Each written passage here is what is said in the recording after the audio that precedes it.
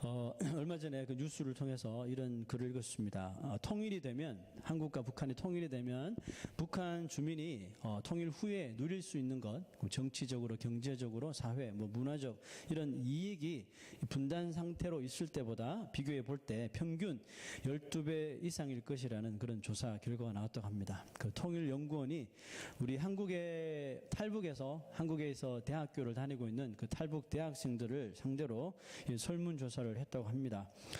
북한 주민의 그 지금 자유가 없는 북한 주민이 한국으로 와서 이제 그 한국 사람과 똑같은 기회와 그 평등이 주어졌을 때 그 통일 후에 과연 이 대학생들의 생각이 그들이 이제 자유가 없는 세상에서 살다가 또 자유를 누리면서 살았던 경험을 바탕으로 조사한 결과 최대 30배 정도 북한 주민의 이런 삶의 질적 수준이 최고 330배 정도 될 것이다 라고 그들이 설문조사에 응했습니다. 왜 이런 수치가 나오는 것일까요? 자유가 없는 곳에서 자유가 있는 삶을 얻을 때 누리게 되는 유익이 경험해 보니 그만큼 엄청나더라는 것을 그들이 알았기 때문이죠. 우리가 죄가 다스리는 죄의 법 아래에 얽매여 살다가 은혜 아래에 거하게 되었을 때 우리가 누리게 되는 그 유익을 한번 생각해 본 적 있습니까? 그 유익이 얼마나 대단하겠습니까? 어떤 사람의 그런 예수 믿기 전과 믿은 후의 그 삶의 수준을 우리가 한번 조사해 본다면 어떤 결과가 나오게 될까요? 각자 자신의 예수 믿기 전, 예수 믿은 후 해서 자신의 삶을 한번 생각해 보면 대충 답을 알 수가 있겠는데요. 여러분들의 그 삶은 얼마나 어떻게 변화되었습니까? 삶의 수준이 예수 믿기 전보다 더 나아졌나요? 아니면 더 안 좋아졌나요? 또 속된 말로 살림살이가 좀 나아지셨습니까? 예수 믿게 되었다고 우리 삶의 질적 수준이 이전의 삶보다 과연 좋아질 수가 있을까요? 이 질문에 먼저 답을 해보면 어떨까요? 이게 가능한가요? 가능하다고 생각합니다. 왜냐하면 성경을 보면 예수 만나기 전에 아주 질병에 안진뱅이, 문둥병, 이렇게 질병의 고통에서 있었던 사람이 예수를 믿고 예수를 만나고 그 질병의 고통에서 다 벗어납니다. 자, 이런 한 가지 예를 보았을 적에 질병의 고통에서 벗어난 사람들만 보더라도 엄청난 그 삶의 그 질이, 그 퀄리티가 높아졌다는 것을 볼 수가 있겠죠. 자, 그런데 우리가 좀 더 이 성경적으로 이 문제를 어프로치 해보면 예수를 믿고 그리스도의 그 제자의 삶을 살아갔던 사람들을 보면 우리가 기준으로 하는 그 삶의 질적 수준, 그러니까 즉 이 삶의 질적 수준이라고 하는 것은 우리의 그냥 피부가 느끼는, 우리의 눈이 바라보는, 그리고 우리가 관심을 가지는 그런 수준이겠죠, 그죠? 그런 수준은 보니까 다 떨어지더라는 공통점이 있어요. 예수님이 자신을 따르려는 자들에게, 또 거듭나기를 원하는 자에게, 구원 얻기를 원하는 자에게 예수 그리스도께서 요구하신 그 내용 때문에 그래요. 예수를 따르려고 하는 제자들에게 예수께서 뭐라고 하셨나요? 그 고기 잡아먹고 사는 사람들에게 배 버려둬라, 그물 내려놓아라, 그죠? 또 너의 재물을 팔아 가난한 자에게 다 나눠줘라. 다 주어야 하는 것들 뿐이에요. 가지기도 바쁜 세상에 다 주라는 것이 주님의 요구였습니다. 자, 그런데 삶의 질이 좋아진다면 넌센스겠죠. 자, 그렇다면 우리가 예수를 믿고 구원받은 인생이 되면 얻어지는 삶의 유익이란 것이 단지 이런 물질적인 것에 있지 않다는 것임을 우리가 알아야 되겠죠. 예수님은 예수 따라다니면 뭔가 얻어먹을 일이 생긴다는 생각으로 구장창 그를 따라다닌 무리들에게 이렇게 말씀하셨어요. 자, 요한복음 6장 27절 보겠습니다. 썩어질 양식을 위해 일하지 말고 영생하도록 있는 양식을 위하여 하라. 이 양식은 예수님입니다. 인자가 너희에게 주리니 그랬습니다. 은혜 아래에 있는 자들은 자기의 유익을 구하는 자가 아닙니다. 영생하도록 있는 양식을 주신 그 그리스도와 연합된 것보다 더 큰 유익이 세상에 없다라고 믿는 사람들이기 때문에 그래요. 그렇기 때문에 썩어 없어질 양식, 소위 다른 사람들보다 좀 더 나은 양식, 좀 더 수준 높은 삶, 좀 더 고귀한 그 양식을 위해서 삶을 살아가는 자가 아니라는 것이죠. 여러분, 다른 사람들보다 수준 조금 높여봤자 썩어지는 것은 왜 한 가지라는 겁니다.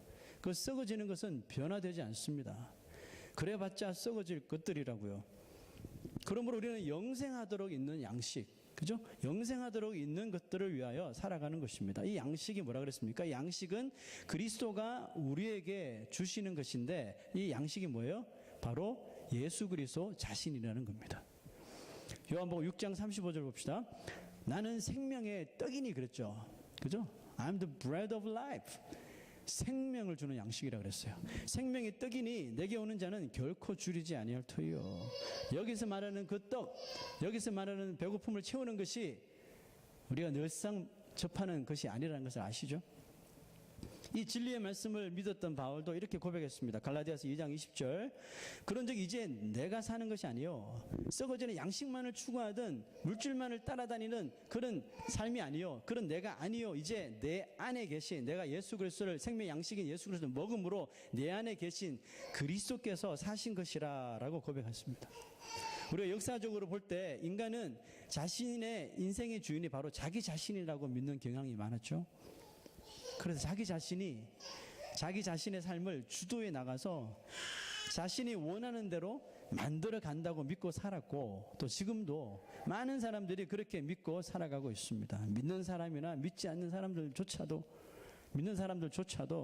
내 인생 내가 주도하고 내가 살아야지 그렇게 생각하는 사람이 많습니다. 하지만 성경적으로 볼 때 인간은 둘 중에 하나 있습니다. 뭡니까? 죄의 종이든지 하나님의 종이든지. 우리가 지금 로마서를 보면서 계속 하지 않아요? Under the sin, under the grace. 이걸 계속 두 가지 길로 나누고 있죠. 죄의 종이든지 하나님의 종이든지. 이 말은 인간은 모두가 이 두 가지 아래에 있다는 사실이죠. 죄의 종으로 살 것인가? 하나님의 종으로 은혜 안에 살 것인가? 사도 바울은 이 두 가지를 이렇게 정의하죠. 16절 봅시다. 그런즉 너희 자신을 종으로 내주어 누구에게 순종하든지 그 순종함을 받는 자의 종이 되는 줄 알지 못하느냐. 누구에게 순종하든지 그 순종함을 받는 자의 종이 되는 줄 알지 못하느냐. 종 이하, 종 이상도 아니죠. 누구에게든지 순종함을 받는 자의 종이 되는 것, 이것이 아담인 우리 인간의 모습입니다. 여러분, 아담의 뜻이 뭔지 아세요? 아담이 히브리어인데 아담, 사람이라는 뜻이에요.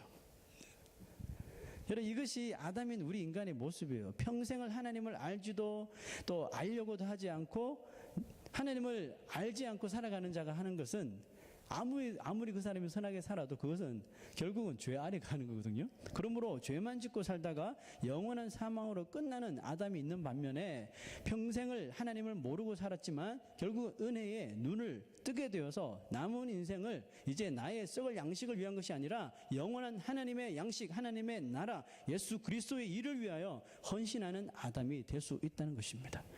바울은 16절에서 순종이라는 단어를 기록했죠. 순종함을 받는 순종함이라는 단어를 기록했는데, 이 순종함은 우리 믿는 자가 우리 인생이 나아가야 할 길을 결정하는 너무나 중요한 일입니다. 어디에 우리가 순종하고 사는가, 어떻게 순종하는가, 무엇을 도대체 순종하는가는 참 중요한 질문입니다. 오늘 여기서 바울이 사용하고 있는 이 단어 순종, 이 순종함, 이 단어를 좀 그 안에 있는 이 베이스를 좀 알면은 설교를 이해하는 데 도움이 될 것 같아서 제가 좀 적어와 봤어요. 자, 순종은 영어로는 obedience죠. 다 아시죠? obedience고 헬라어, 그릭 언어로는 휴파코로라는 단어입니다. 휴파코로, 여기서 휴포라고 하는 단어는 under이라는, 우리 under 많이 봤죠? 뭐 아래, under이라는 의미고요. 아쿠오라고 하는 단어는 I hear, 내가 듣는다는 그런 의미를 가지고 있습니다. 그러므로 이 두 단어가 하나로 이렇게 컴바인 되면 이런 의미가 되겠죠. 자, 영어로 써봤는데 someone who is under someone else's authority, 누군가의 그런 주권 아래 있으며 and someone who is listening to what the superior is speaking to him. 그 주권자가 자신에게 하는 말을 귀담아 듣는 사람. 자, 여러분, 어떤 사람이 누군가의 주권 아래 있으면서 또 자신에게 하는 말을 귀담아 듣는 사람의 그 삶에 나타나는 그 다음 단계, 그 다음 스텝이 뭐냐 하면 자신에게 말하는 위에 있는 자의 그 말, 그 명령을 어떻게 돼요? 따르게 되는 것입니다. 자, 여기서 한번 세 가지를 다시 한번 정리해 보면요. 그 다음 한번 넘겨줘 볼까요? 네. 첫 번째는 우리가 하나님의 주권 아래 있다는 것을 믿는다는 것이고요. 두 번째는 하나님께서 말씀하시는 것을 귀담아 들어야 된다는 것이고요. 세 번째는 그 말씀을 귀담아 듣는 자는 carrying out the orders. 하나님께서 우리에게 주신 그 명령을 그대로 삶 가운데서 지켜 행한다는 것이겠죠. 여러분, 바로 이 세 가지가 잘 충족이 된 모습이 뭐라고요? obedience, 바로 이 순종이라는 것입니다. 이 세 가지가 우리의 삶 가운데 나타나는 자를 순종하는 자, 순종하는 사람이라고 할 수 있는 것이죠. 자, 이 세 가지를 잘 기억하십시오. 예수님께서 비유를 말씀하셨죠. 포도원을 가지고 있는 주인이, 그 포도원 주인인 아버지가 두 아들을 불러놓고, 야, 오늘 포도원에 가서 너희들 일 좀 해. 이렇게 명령을 했단 말이죠. 첫째 아들은 내 아버지 이렇게 말해놓고는 갔어요, 안 갔어요? 안 갔습니다. 무슨 연유인지 안 갔습니다. 둘째 아들은 오늘 못 갑니다 하고는 후에 포도원에 가서 일했단 말이죠. 자, 성경은 말합니다. 누가 순종한 아들이죠? 둘째 아들입니다 라고 말합니다. 왜 둘째 아들이죠?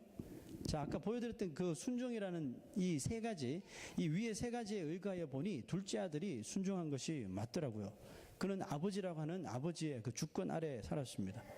인정하죠? 아버지가 한 말을 처음에는 노 했으나 결국은 어떻게 해요? 들었습니다. 그리고 자기에게 명령한 포도원에 가서 일 좀 해. 그대로 정확하게 행동하였습니다. 첫째 아들은요, 똑같이 아버지의 주권 아래 있었지만 아버지의 말을 어떻게 했어요? 들었지만 무슨 사정이 생겼는지 무시해 버렸습니다. 이 아들에게 더 중요했던 것은 뭐예요? 아버지의 말씀이 아니라 자기 자신이었다는 거죠. 더 영적으로 말하면 자기 자신의 속 사람이 아버지의 뜻을 따르길 원치 않았기 때문에 이 아들은 불순종한 것입니다. 똑같은 조건 아래 있었으나 둘의 행동이 다르게 갈라진 것은 한 가지 차이였죠. 뭐였죠? 순종의 두 번째가 뭐였어요? listening. 듣는 것과 듣지 않는 것이 있었습니다. 순종은 그래서 들음에서 시작됩니다. 또 들어야지 들은 대로 되어지는 것을 말합니다. 그러므로 내 귀가 만약에 잘못 들으면, 아니면 무시하든지 잘못 들으면 뭐가 합니까? 잘못된 순종을 하는 거죠. 그렇죠? 내 귀가 잘못 들으면 잘못된 순종을 하게 되어 있습니다. 이런 말이 있죠. 급할수록 돌아가라.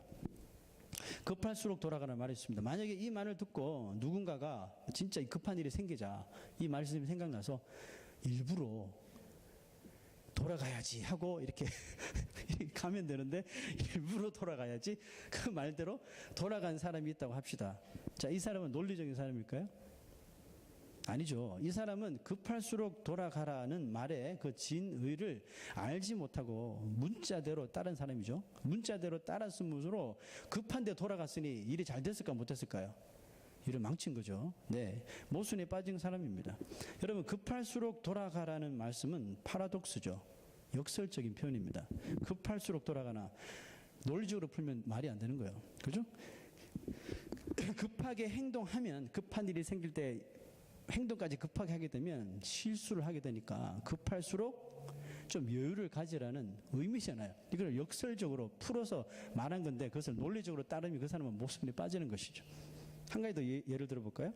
한국 사람들 뜨거운 국물을 먹으면서 뭐 합니까? 시원하답니다.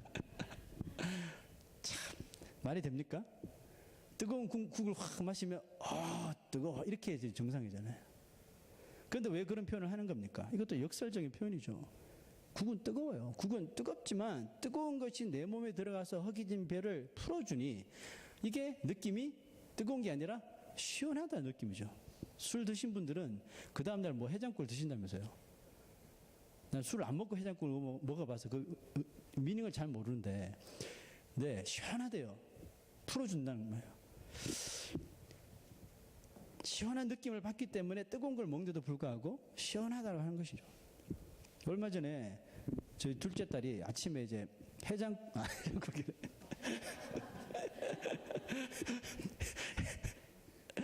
육개장을 먹는데 아침에 얘가 저희 집에서 뜨거운 거 제일 잘 먹고 매운 걸 제일 잘 먹어요.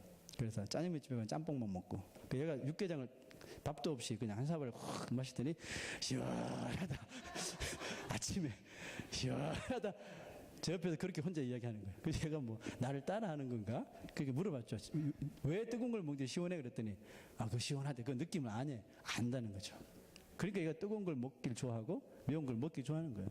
자, 여러분 이렇게 이런 느낌, 뜨거운 걸 먹지만 속이 시원하다는 그 느낌, 경험을 한 사람은 아이들에게도 이게 이해가 될 수가 있는 거예요. 그죠? 아이들도 경험해 보면 그 입에서 분명히 뜨거운 것을 먹는데 시원하다라는 표현이 나오는 것입니다. 하나님의 말씀을 따르는 자들도 이렇게 보면 분명히 이게 안 시원해요. 안 시원한데 남들이 다 시원하다고 말하니까 나도 시원하다라고 말하는 사람이 참 많아요. 남들이 옆에서 아멘 아멘 주여 주여 하니까 나도 배운 거예요. 그냥 아멘 해야지 논리적인 거구나, 주여 해야지 논리적인 거구나, 믿습니다 해야지 논리적인 거구나 해서 그냥 앵무새처럼 따라하는 사람이 많습니다. 어떤 사람은 성경에 대해 이렇게 말합니다. 성경은 아무리 믿으려고 해도 너무 모순투성이야. 모순된 것이 너무 많대요. 왜? 어떤 성경에는 눈에는 눈, 이에는 이, 받은 대로 돌려주라 그러잖아요. 그런데 어떤 성경에는 원수를 사랑하라 그러죠. 오른밤 치면 왼밤도 돌려대. 네가 죽어야 돼. 죽어야지 산다니까. 이게 얼마나 역설적인 표현입니까? 전혀 논리적이지 않고 모순 덩어리라고 믿을 수 없어 라고 말합니다. 여러분 성경은 절대로 논리적인 눈으로 봐서는 보이지 않는 책입니다. 성경은 인간의 유한한 이 지혜로 풀 수 있는 것도 아니고 또 과학으로 증명할 수 있는 것도 아닙니다. 과학으로 다 증명되면 그것은 더 이상 하나님의 말씀이 아니죠. 과학으로 증명이 안 돼야지 하나님의 말씀이죠. 왜 그러냐? 성경은 하나님의 말씀이고 하나님의 말씀은 과학을 초월하니까. 논리적인 눈으로 말씀을 보면 절대로 안 풀려요. 왜? 말씀은 초논리적이니까. 말이 됩니까? 하나님의 말씀이 무엇입니까? 추수라 그러잖아요. 진리잖아요. 진리. 1.1획도 점 하나도 틀린 것 없는 진리라고 그러잖아요. 진리의 말씀을 인간이 논리적으로 해결하려고 들면 들수록 더 모순에 빠지게 되는 거죠. 말씀은 논리, 즉 인간이 가진 이런 포뮬러, 공식으로 푸는 것이 아닙니다. 하나님의 말씀은 어떻게 해요? 읽고 믿어져야 하는 것이죠. 어떻게 믿어질까요? 말씀이 내 귀에 들려야지 믿어집니다. 마음으로 믿어지는 때가 있다는 거예요. 여러분 우리가 말씀을 들을 때, 말씀을 읽을 때 도저히 무슨 말인지 모르겠고 논리적이지 않고 그럴 때 여러분 기도하십시오. 주여 이 말씀이 내 귀에 들릴 뿐만 아니라 이게 좀 믿어지게 도와주십시오. 성령께서 지혜를 주셔서 이 돌아가지 않는 머리를 좀 돌려주셔가지고 이 말씀으로 좀 믿게 해주십시오. 기도하시라니까요. 로마서 10장 17절이요. 믿음은 들음에서 나고, 그죠?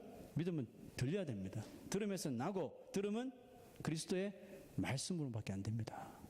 아무리 옆에서 잘 믿는 사람이 이렇게 이야기하는 것보다 말씀을 말씀대로 받을 때 믿음이 생기는 겁니다. 들린다는 의미는 또한 듣고 깨달아진다는 의미도 됩니다. 사도행전에 보면 복음이 막 전파될 때 그 에티오피아의 내시가 에티오피아의 국고를 맡은 내시가 이제 마차를 타고 지나가고 있었죠. 그때 성령께서 보내신 빌립이 그 옆에 가고 있었습니다. 보니까 책을 읽고 있는데 물어보니까 이사야 이 책을 읽고 있었습니다. 성경의 구약에. 무슨 말인지 이해하세요? 그랬더니 가르쳐주는 사람이 없는데 어떻게 이해합니까? 그래서 빌립이 그 마차에 올라타서 그 이사야 읽고 있는 그 내용이 메시아를 뜻한다는 내용을 알려주죠. 믿음이 생기고 그 의미를 깨닫자 이 내시는 지체하지 않고 그리스도인이 되기 위하여서 마차를 내려서 강물에 들어가서 세례를 받게 되죠.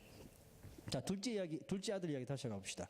둘째 아들이 다시 포도원으로 돌아가서 일한 이유가 무엇입니까? 못 간다고 했다가 아버지의 말을 다시 생각해 보니 아버지의 마음을 깨닫게 됩니다. 아버지의 마음을 깨닫게 되었고 결국 자신의 개인적인 약속, 개인적인 시간을 어떻게 해요? 접어버린 거예요. 이것을 포기해버린 거예요. 그리고 아버지의 말을 듣기로 한 것입니다. 이처럼 말씀을 확실히 안다는 것은 그것을 읽을 뿐만 아니라 들을 뿐만 아니라 그것을 깨닫는다는 것이에요. 여러분, 말씀이 깨달아질 때 바로 그때부터 내 삶 속에 누가 하라고 그러지 않더라도 순종이라는 것이 시작되는 거죠. 자, 교회를 이만큼 오래 다니셨으니까 이제 이것 좀 해야죠. 직분 탁탁 맡겨주고, 예? 집사 몇 년 지나면 이제 장로 될 차례죠. 투표해서 장로 되고. 이건 아니죠. 이건 아닙니다. 물론 자격이란 것이 있겠지만 하나님의 뜻에 합당하게 순종해야 되는 그 직분을 맡을 때는, 예, 자격 중에 가장 중요한 자격은 하나님의 말씀이 믿어지고 깨닫는 자여야 됩니다. 왜? 그래야 가르칠 수 있고, 예? 그래야지, 예? 선포할 수 있고 증거할 수 있으니까요. 자, 17절 18절을 봅시다. 하나님께 감사하리로다. 너희가 본래 죄의 종이더니 너희에게 전하여 준 바 교훈의 본을 어떻게 했다고요? 마음으로 순종하여 그랬죠. 마음으로 순종하여 죄로부터 해방되어 의에게 종이 되었느니라 그랬습니다. 무조건적, 강제적, 형식적인 순종은 할 수는 있겠지만 언젠가 그 모습이 첫째 아들처럼 모습이 다 드러나게 되어 있습니다. 무슨 뜻이에요? 내 아버지 순종할게요 했으면서 갑자기 자기 일이 생기고 자기의 무슨, 예, 개인적인 일이 생기니까 아버지의 말 무시하면, 내 마음속에 하나님의 말씀을 믿고 깨달음이 없으면요, 예, 강제적으로 하다 보면, 그거 없이 강제적으로 이러면 하다 보면, 형식적으로 하다 보면 결국은 첫째 아들과 같은 모습이 불쑥 튀어나오게 되어 있습니다. 사무엘 선지자가 하나님 명령을 따르지 않고 자기 뜻대로 행했던, 마음대로 했던 사울 왕에게 이런 말을 했죠. 사무엘상 15장 22절을 봅시다. 여호와께서 번제와 다른 제사를 그의 목소리를 청종하는 것을 좋아하심 같이 좋아하시겠습니까? 이해하셨습니까? 번제라는 것은 예배죠. 여호와께서 번제와 다른 제사를 하나님의 목소리를 청종하는 것을 좋아하심보다 더 좋아하심 같이 좋아하시겠냐는 것입니다. 뭘 좋아하신다고? 하나님께서는 하나님의 말씀을 듣는 그 귀 있는 것을 좋아하신다는 거예요. 그 다음에 유명한 구절 있죠. 순종이 제사보다 낫고 듣는 것이 숫양의 기름보다 나으나. 여러분, 사무엘은 이스라엘의 역대 지도자 가운데 최고의 영적 지도자로 알고 있습니다. 그렇게 된 이유가 뭘까요? 그렇게 이유가 된 이유는 딱 한 가지입니다. 그 어린 시절 하나님이 처음으로 그 어린 사무엘을 부르시죠. 사무엘아, 사무엘아 부를 때 처음에 하나님이 부르시니까 이게 도대체 누구의 소리인지 몰랐죠. 자기가 같이 있는 엘리 제사장의 목소리인 줄 알고 쫓아가죠. 2번이나. 그 엘리 제사장이 영적으로 무뎌가지고 내가 한 거 아니까 가서 자. 2번째도 가서 자. 3번째 가만히 생각해보니까 이 성전 안에 자기하고 아들 사무엘밖에 없는데 누가 불렀을까? 하나님 부르신 거네. 이번에 또 그 음성이 들리면 주여 말씀하시옵소서, 이 종이 듣겠나이다 해라. 사무엘이 그 말을 듣고 또 사무엘아 부르는 소리 듣고 가서 이렇게 이야기하죠. 주여 말씀하시옵소서, 이 종이 듣겠나이다. 그 어린 사무엘이 하나님 앞에 이렇게 말합니다. 근데 여러분, 놀랍게도 사무엘은 그때부터 죽을 때까지 이 말씀으로 살았습니다. 주여 말씀하시옵소서, 이 종이 듣겠나이다. 이 말은 뭡니까? 듣고 따르겠다는 것이죠. 실제로 사무엘도 사람인지라 간혹 자신의 판단을 따라 행동하려고 했을 때가 있었어요. 사울 왕이 참 왕으로서의 자기가 박탈당하자 이제 하나님께서 다윗이라는 인물을 세우시려고 그러죠. 그 다윗의 집에 사무엘을 보내서 그 아들들에게 왕이 될 사람을 찾아서 기름 부으라 그랬어요. 근데 누군지 몰라요. 이름을 안 알려줬거든요, 하나님이. 그래서 가서 아들 한 명씩 쭉 가는데 첫째 아들 딱 보자마자 어떻게 했어요? 외모를 보고 감탄하면서 기름 뚜껑 열었어요. 벌써 기름 뚜껑 열고 부으려고 그랬습니다. 그때 하나님께서 No, I rejected him. 내가 그를 버렸노라 그랬어요. 하나님 여기 잘 안 보시는 것 같은데 이거 얘가 왕이 될 인물이에요. 보세요. 예. 하나님께서 No, 그때 어떻게 했어요? 접어버린 거예요. 자기의 판단, 자기의 주관적인 생각을 꺾어버렸어요. 그리고 아들이 얘기 답니까? 아니요, 또 하나 더 있는데요. 들에서 양치던 다윗을 데려와서 기름 붓죠. 하나님께서 이가 바로 그로다. 하나님의 뜻이 이루어지는 그 순간이잖아요. 사무엘의 삶이 이랬단 말이죠. 주여 말씀하시옵소서. 비록 내 생각은 이거지만 이 종이 듣겠나이다. 뭡니까? 따라가겠나이다. 순종의 길을 가버린 사람이라고요. 주의 음성만을 따라 순종했습니다. 여러분, 순종이 잘 안 되는 사람이 있어요. 순종이 잘 안 되는 사람은 어떤 사람일까요? 10중 8구 잘 듣지 않는 사람일 가능성이 아주 큽니다. 잘 듣지 않으면 올바로 순종할 수 없거든요. 19절 한번 봅시다. 그 이유가 뭐죠? 19절 보니까 너희 육신이 연약함으로 그랬습니다. 너희 육신이 연약함으로 내가 사람의 예대로 말하노니 전에 너희가 너희 지체를 부정과 불법에 내주어 불법에 이른 것 같이라고 말하죠.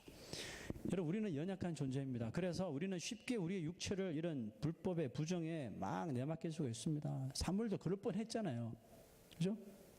만약 하나님의 소리가 들렸는데도 불구하고 아니야 하나님 무슨 말씀하십니까? 내가 보기에는 이 사람이 정확합니다. 기름 부을 수 있었잖아요. 사울 왕은 또 그렇게 해버린 사람이고 우리가 그런 인생이라고요. 자, 20절 한번 볼까요? 너희가 죄의 종이 되었을 때에는 의에 대하여 어떻게 했다고요? 자유로웠느니라. 신경 안 쓰고 살았다는 것이겠죠. 죄의 종으로 너희가 죄의 종이 되었을 때 의에 대하여 얼마나 자유로웠느냐라고 말합니다. 이 말은 무슨 뜻입니까? 죄의 종이 되었을 때. 종은 무슨 소리만 들어요? 자기를 종 삼은 자의 소리를 듣는다 그랬죠. 죄의 종이 되었다는 것은 죄의 음성만을 듣고 살았다는 거죠. 죄의 음성을 듣고 네 마음대로 자유롭게 살았을 때 너희들이 그 삶을 통해서 맺었던 프루트, 열매들 기억하지? 그 열매들 한번 생각해 봐라고 하는 것입니다. 어떤 것들이냐고. 다 죄다 부끄러운 것들밖에 없죠. 생각만 해도 얼굴이 붉어지고 다 지우고 싶은 것들 뿐입니다. 16절에 죄의 종으로 사망이 이른다 그랬어요. 하지만 순종의 종으로는 의에 이르느니라 했습니다. 우리는 철저히 말씀만 듣고 또 그 말씀을 잘 깨닫는 순종의 종이 되어야 합니다. 순종의 종이 되어야지 의에 이르거든요. 이 19절 보세요. 의의 종이 19절에 저 후반절에 보면 이제는 너희 지체를 의에게 종으로 내주어 거룩함에 이르라 그랬죠. 철저히 말씀만 듣고 깨닫는 종이 되어야지 의에 이르고요. 그 의의 종이 되어야지 거룩함에 이룰 수가 있다라고 바울은 말하고 있습니다. 저희 교회 그 캐비넷에 가면 책들이 많지는 않지만 좀 있는데 그 중에 보면 예수와 함께한 완벽한 하루라는 책이 있습니다. 그 책에 보면 이제 부부 이야기가 나오는데요. 두 권의 책인데 예수를 믿는 사람들을 도저히 이해할 수 없었던 남편이 있었습니다. 그 남자가 초청장을 받고 나갔다가 예수를 만나게 되죠. 그 예수님과 계속 대화하는 중에 결국은 그의 종이 됩니다. 예수의 종이 되죠. 예수의 제자가 돼요. 그리고 너무 변해버린 남편을 예수쟁이가 돼버린 못마땅한 남편을 보면서 참다 못해서 헤어지자. 이혼해야 되겠다. 해서 내가 이번 출장 갔다 와서 끝이다. 이혼 서류 다 작성해놓고 비행기에 올라탄 거예요. 비행기 안에서 누구를 만나요? 옆자리에 예수님을 만나죠. 예수님과 이런저런 이야기를 나누고 결국은 비행기가 내리면서 여인도 남편과 마찬가지로 예수를 믿게 됩니다. 예수 그리스도의 말씀을 들음으로 그 마음의 깨달음으로 신자가 됩니다. 이 두 사람의 이런 회심 이야기에서 발견되는 것이 있는데 그것은 뭐예요? 일찍이 볼 수 없었던 삶의 기쁨이 생기더라는 겁니다. 예수 믿고 삶이 달라졌나요? 예수 믿고 삶이 달라지고 있습니까? 예수님 믿고 삶이 달라질 예정인가요? 답은 여기 없습니다. 답은 예수 믿으면 순종하는 것입니다. 예수 믿는 사람은 예수님의 말만 들어야 됩니다. 예수 제일 잘 믿는 사람은 누굴까요? 마음으로 예수의 말씀을 믿고 이것을 깨달아 순종하는 자예요. 그냥 순종의 길을 그냥 걸어가는 자예요. 이 사람이 제일 예수 잘 믿는 사람입니다. 삶의 수준은 예전보다 더 안 좋아졌는데 이상하게 내 삶에는 기쁨이 생겼습니다. 물질을 바라보는 내 의식이 달라졌습니다. 그렇게 많던 욕심, 탐심이 없어졌습니다. 다 부족한데 분명히 삶의 조건은 수준은 더 안 좋아졌는데 웃음이 끊어지지 않고 마음엔 평안이 넘칩니다. 예수 잘 믿는 사람이고 또 예수 잘 믿고 순종하는 자의 삶의 모습입니다. 여러분은 예수 믿으면서 무엇을 기대하고 있습니까? 혹시 넘치는 물질의 축복인가요? 사업의 번성인가요? 자녀의 성공인가요? 건강한 몸입니까? 여러분, 썩을 양식을 위하여 일하지 맙시다. 영생을 주는 양식이 되는 예수 그리스도를 위하여 순종하며 일하시기를 주의 이름으로 축원합니다. 우리의 삶의 수준은 오직 예수 그리스도밖에 없습니다. 그에게까지 자라가는 것이 우리의 사명입니다. 요즘 세상을 보면 웃을 일 없죠?